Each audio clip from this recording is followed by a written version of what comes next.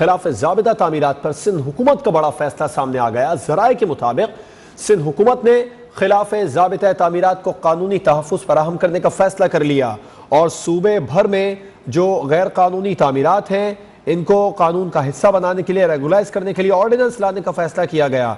Ordinance से मुकर्रर अरसे तक गैर तिजारती तामीरात को कानूनी तहफ़्फ़ुज़ दिया जाएगा। खिलाफ ज़ाबिता रिहाइश तामीरात के ऑर्डिनेंस के जरिए कमीशन तश्कील दिया जाएगा।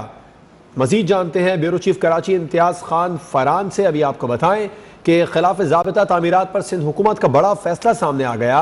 ज़राए ने बताया कि सिंध हुकूमत ने खिलाफ ज़ाबिता तामीरात को कानूनी तहफ़्फ़ुज़ फराहम करने का फैसला कर लिया।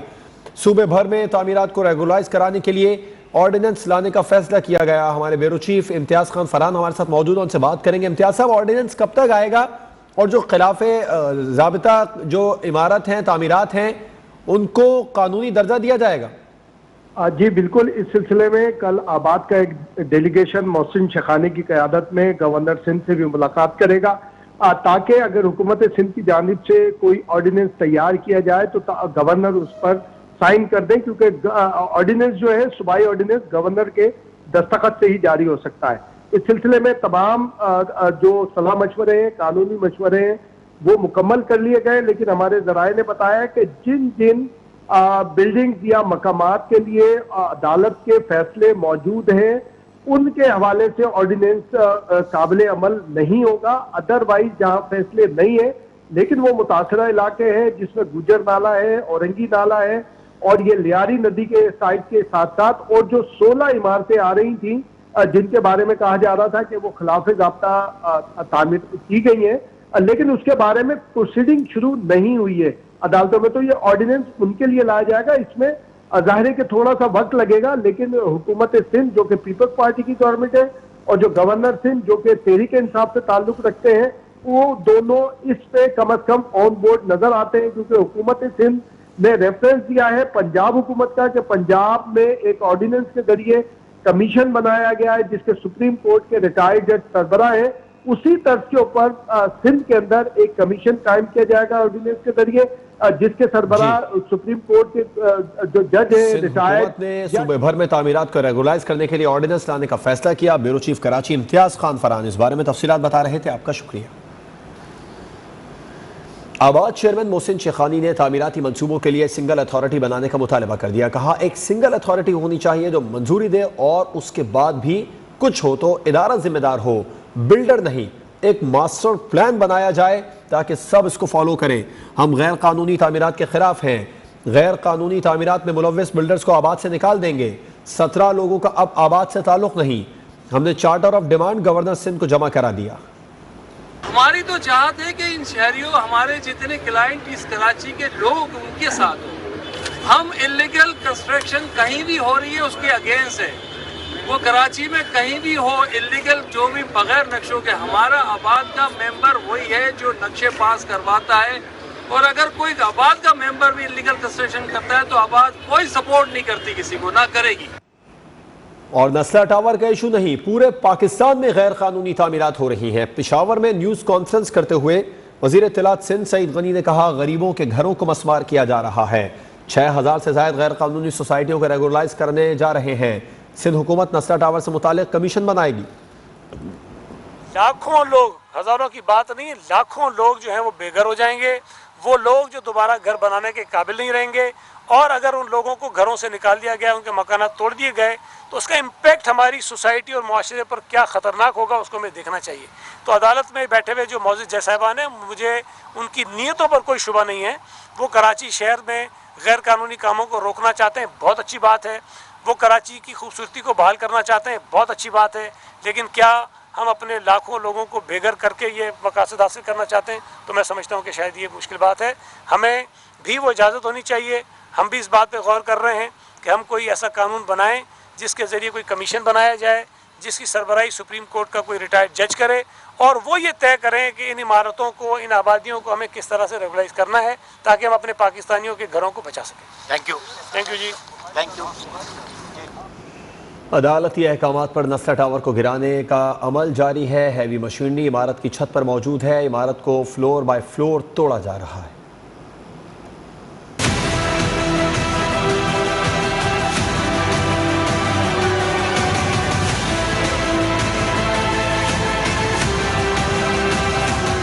नस्ला टावर इंतजामिया के लिए बन गया मसला, अदालती अहकामात हवा में उड़ा दिए गए, काम सुस्त रवि का शिकार।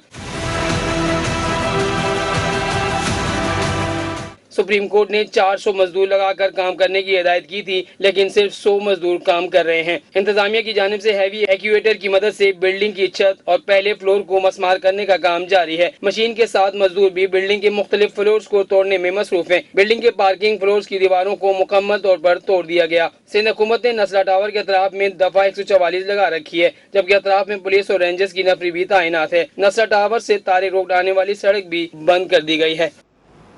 रोटेशन पॉलिसी के तहत सिंध पुलिस के 11 अफसरान के तबादलों का मामला, वफाक और वजीर आला सिंध आमने सामने आ गए। वजीर आला सिंध ने नया हुक्मनामा जारी कर दिया, जिसमें तमाम DIGs और PAS अफसरान को चार्ज छोड़ने से रोक दिया। हुक्मनामे के मुताबिक अफसरान अगले हुक्म तक अपने ओहदों पर काम करते रहेंगे। हल्का ने 133 ज़िमनी इंतखाब के मामले के हवाले से आपको बताया, डिस्ट्रिक्ट मॉनिटरिंग अफसर ने PP रहनुमा राजा परवेज अशरफ पर 49,500 रुपए जुर्माना आयद कर दिया। 3 रोज में जुर्माना अदा करने का हुक्म। राजा परवेज अशरफ को खिलाफ ज़ाबिता अखलाक करने पर जुर्माना आयद किया गया है। NA 133 में PP रहनुमा पर जुर्माना आयद कर दिया गया।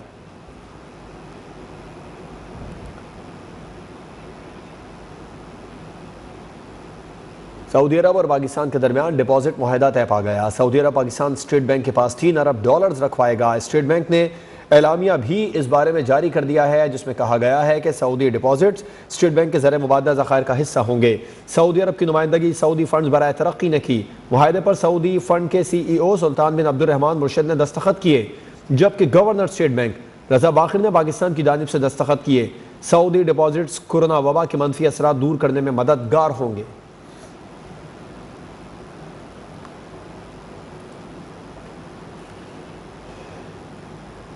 हुकूमत मिनी बजट लाने के लिए तैयार है। माहिरीन मुआशियात कहते हैं कि IMF की शराइत की मंजूरी के बाद महंगाई का एक और तूफान आएगा। नुमाइंदा न्यूज़ 1 राहील हसन से इस बारे में मजीद जानते हैं, जो इस वक्त माहिर मईशत डॉक्टर नूर फातिमा के साथ मौजूद हैं। जी, हुकूमत ने एक और मिनी बजट लाने की तैयारियां कर ली हैं, जिसमें बेशतर सेक्टर को जो टैक्स छूट दी गई है वो ख़त्म की जाएंगी और इसके साथ साथ पेट्रोल समेत दीगर जो सेक्टर्स हैं उस पर मज़ीद टैक्सेस नाफिज किए जाने का भी इम्कान है। हमारे साथ इस वक्त माहिर माशियात डॉक्टर नूर फातिमा मौजूद हैं। हम उनसे जान लेते हैं कि मैडम बताइएगा, IMF की जो शराइत हैं वो पूरी करती जा रही है हुकूमत, ख़ास तौर पर टैक्सेस में इजाफा किया जा रहा है, तो इसमें बताइएगा कि मईशत पर ओवरऑल इसके इम्पैक्ट क्या होंगे और इसके साथ साथ जो बहुत ज़्यादा महंगाई है इस वक्त, इसमें कितना इजाफा एक्सपेक्ट किया जाएगा? देखिए जी, IMF का ये 22nd हमारे साथ प्रोग्राम है और इसमें आप अगर सारा ओवरऑल देखें तो आपको कहीं भी ऐसा नहीं नज़र आएगा कि बहुत इकोनॉमिक डेवलपमेंट हो गई IMF प्रोग्राम के बाद। सो ये एक्सपेक्ट करना कि बहुत डेवलपमेंट हो जाएगी वो तो वैसे भी होपिंग अगेंस्ट द होप होगा। बाकी जहाँ तक अभी जो टफ कंडीशनलिटीज़ हैं जिसको हमारे जो फाइनेंस मिनिस्टर हैं वो एग्री करके आए हैं, उसमें ये है कि 2-3 चीज़ें बड़ी उन्होंने वाज़ह तौर पर वहाँ कॉम्प्रोमाइज़ की हैं और वो ये है कि बहुत टाइटनिंग जो है वो पॉलिसी की फिजिकल होगी और उसके साथ साथ आपका जो डिस्काउंट रेट है वो बढ़ेगा और उसके साथ साथ आप जो इलेक्ट्रिसिटी के और गैस के जो और ख़ासतौर फ्यूल के इसके जो प्राइस है उसको आप रेस करेंगे। जी बिल्कुल, आपने माहिरीन की राय भी सुनी, उनका भी यही कहना है कि IMF की शराइत पर अमल पैरा होते हुए अगर फ्यूल की और इसके साथ साथ जो बिजली की कीमतों में इजाफा है वो अगर किया जाता है तो एक बड़ा महंगाई का तूफान आने का इम्कान है। जी, मुल्क भर में गैस बहरान शिद्दत इख्तियार कर गया। सिंध और बलूचिस्तान में CNG स्टेशन को 2.5 माह के लिए बंद करने का फैसला कर लिया गया। तर्जुमान सुई सदरन के मुताबिक 1 दिसंबर से 15 फरवरी तक दोनों सूबों में CNG स्टेशन बंद रहेंगे। घरेलू सार्फिन को गैस की बिला तातुल फरामी के लिए CNG स्टेशन बंद कराए जा रहे हैं। गैर बरामदी सनतों को पहले ही गैस की सप्लाई बंद है और आपको बताएं कि 0 रेटेड सनतें बशमूल कैप्टो पावर प्लांट्स को गैस की सप्लाई बहाल रहेगी। तर्जुमान SSGC के मुताबिक तलब और रसद का फ़र्क बढ़ जाने से ये फैसला किया गया। SSGC के CNG सेक्टर को गैस की सप्लाई मुअत्तल करने का फैसला ऑल पाकिस्तान CNG एसोसिएशन ने मुस्तरद कर दिया। कहा फैसले पर जल्द लाहेअमल मुरतब करेंगे। रहनुमा समीर नजमुल हसन कहते हैं कि सिंध के तमाम स्टेशन RLNG पर हैं। बंदिश से CNG सेक्टर के लिए तबाहकुन साबित होगी। जल्द लाहेअमल का ऐलान करेंगे। कराची, हैदराबाद समेत मुल्क के मुख्तलिफ शहरों में गैस लोड शेडिंग से घरेलू सार्फिन और होटल मालिकान परेशान हो गए हैं। कहीं लकड़ियां तो कहीं कोयले जलाकर गुजारा किया जा रहा है। अखराजात बढ़ने के बाइस होटल मालिकान ने खाने पीने की अशिया की कीमतें बढ़ा दी। इत्तलात के मुताबिक चाय के कप की कीमत में ही 10 से 15 रुपए का इजाफा कर दिया। वज़ीर तवानाई सिंध इम्तियाज शेख ने कहा है कि तब्दीली सरकार ने घरों के चूल्हे ठंडे करने के बाद सनतों का पहिया भी जैम कर दिया है। CNG सेक्टर की गैस बंदिश से सिंध भर में हजारों अफराद बेरोजगार हो जाएंगे। हुकूमत कुदरती गैस के मसले पर सिंध के साथ मुसलसल ज्यादती कर रही है। सबसे ज्यादा गैस पैदा करने वाले सूबे को गैस से महरूम कर दिया गया। डॉलर के निर्ख फिर बढ़ गए। इंटरबैंक मार्केट में डॉलर की कदर में 74 पैसे का इजाफा हो गया, जिसके बाद इंटरबैंक मार्केट में डॉलर 176 रुपए 20 पैसे का हो गया।